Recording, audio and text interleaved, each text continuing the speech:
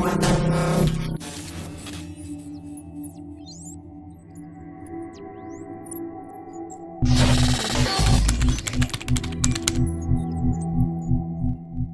trasplante es un procedimiento donde se implanta un órgano o un tejido de un donante a un receptor. Los trasplantes se dividen en 3 categorías: trasplante de órganos, tejidos o células.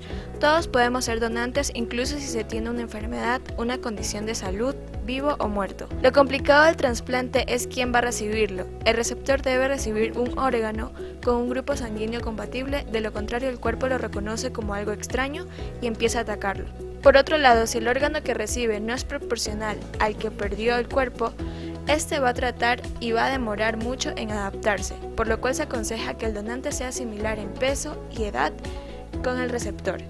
Muchas veces, cuando se encuentra el trasplante perfecto, se puede dar el rechazo inmunológico, ya que nuestros glóbulos blancos hacen su función de detectar cuerpos extraños en nuestro cuerpo.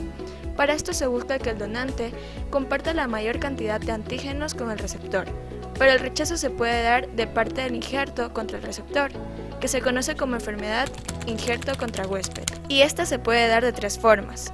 Hiperagudo sucede inmediatamente luego de la operación. Agudo sucede en los primeros días o meses del trasplante, y crónico va a ocurrir varios meses o años después del trasplante y va a tener una evolución lenta. Si nos preguntamos cómo es el reconocimiento de los antígenos, vamos a saber que estos se presentan mediante los linfocitos T de formas muy diferentes.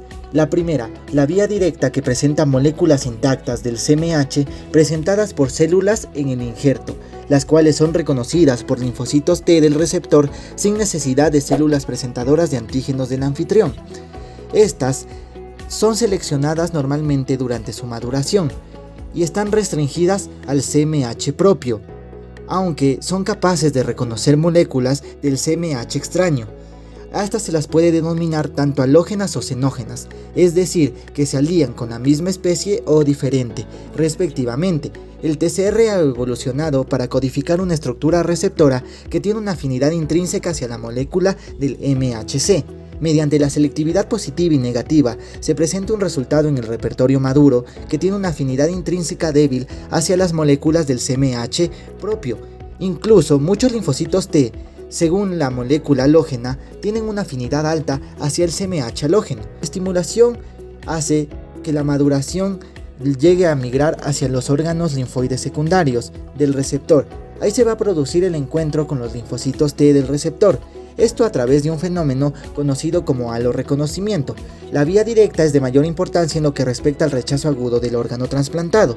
Ahora, hablando de la vía indirecta, esta es una activación normal frente a cualquier antígeno, y la vía directa solamente se da en trasplantes. Aquí las moléculas del CMH del donante son capturadas y procesadas por APC del receptor, y los péptidos derivados de las moléculas halógenas del MHC se presentan asociados a moléculas propias de este.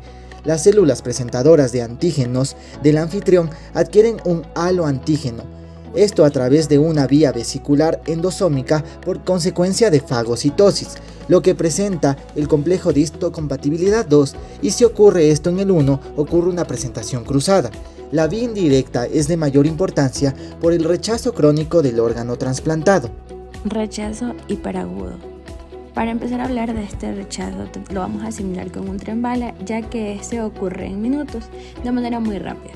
Bueno, al hablar de su patogenia, se debe mencionar que anticuerpos preexistentes del receptor reaccionan al antígeno donante.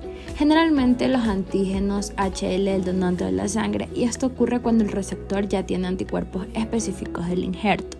Por eso tenemos aquí a un tren con una hormiga, con una corbata, lo que nos va a ayudar a recordar los anticuerpos que en el rechazo del trasplante hiperagudo causa que los anticuerpos reaccionan al antígeno del donante, y es causado por una reacción de hipersensibilidad tipo 2.